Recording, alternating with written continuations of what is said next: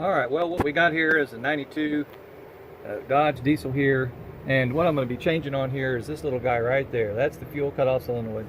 It's broke many times, and we're going to try this one with a metal end on it, okay? The one that's on there now has a plastic end. That plastic end keeps getting messed up and doesn't work. So where it goes right there. There he is. That's where it goes. Use a 15/16 wrench to loosen it up. Got one of those. Check, check. Just need a I think it's a 3/8 drive box end or something like that. 5/16. Yeah, maybe it's a 5/16. So let's see. 5/16. Yeah, 5/16 will get it off. Let's get this thing taken apart and have a look at it. All right. Well, that little guy's in there pretty tight. So what I did was I got this short double open-end wrench like this, and I put it in there like that. Okay. And I got another tool, and I put it in the end of it like this and used it to turn it counterclockwise to kind of get a little leverage. Now I only needed to turn it just a little bit just to get that thing loose. I mean, it's loose now, but the rest of it's going to have to come out, you know, slowly with my fingers or whatever, because there's not much room in here. You have to be careful. There's other parts. So you go off in there all hog wild, you're going to tear up something. So just kind of take it slow and easy, and that little guy will come out just fine. And then of course you need to swap out those little connectors on top, those little push pin connectors, onto the new one before you install it, because that's kind of tricky to get to that down there, and if you go off and drop it, you're going to have parts falling down, little cracks, you'll never see them again. So anyway, let me get this thing out of here. I don't know if I can do the camera and this at the same time, but it's pretty loose now.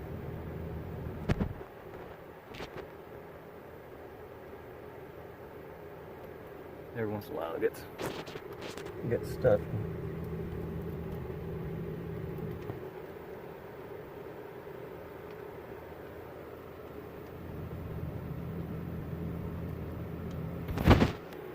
Alright, so see, there you go. I got it just about out. Still like a clearance issue. So you just have to kind of finagle it out. There you go, see? There we go. Now, I don't know why, but for some reason this will not turn off the engine. I don't know what the problem is. I thought it was broke off, but it's not. Maybe it's just not strong enough. It's compressible. Yeah, it is. It's got a little tear on the end of it. Okay, well, the end is wore out. So, there you go. That's failed. This thing has been replaced many times. Hopefully this metal one, this one that's all metal, doesn't fall apart the same way. And be careful when you try to put this thing in, because this little guy right here comes out. It's just got a spring in there.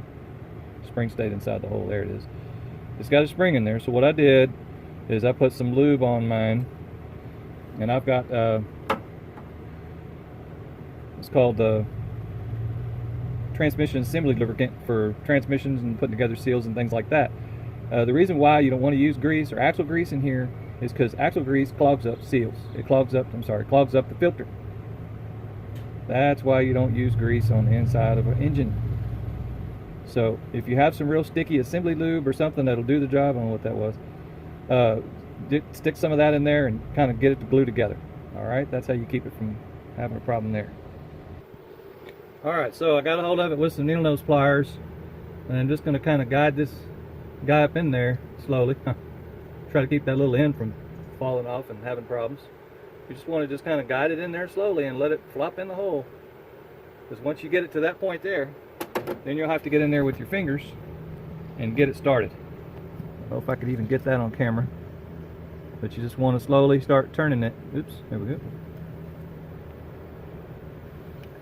Just want to slowly start turning that little thing. Get those threads started. It's got nice threads on it, so you don't have to worry about that. They'll start easily. It's just once you get it started, and then you're fine. Till then, you got to be careful. It looks like it's going to be a two-handed job, or at least a job that I can't get on this camera, because it's hard to hold the camera and get all this stuff in the right place. There we go. I think it's going. And you can use that 5/16 on the top to turn it. Just not to tighten it. There it is. Okay. Oops. You can use that to turn it, but just not to tighten Yeah, and I don't even have it started in the right spot yet. So let me get that done with my fingers. All right, well, we got it on there, and I'm going to give it a try and see how it goes. Take it easy.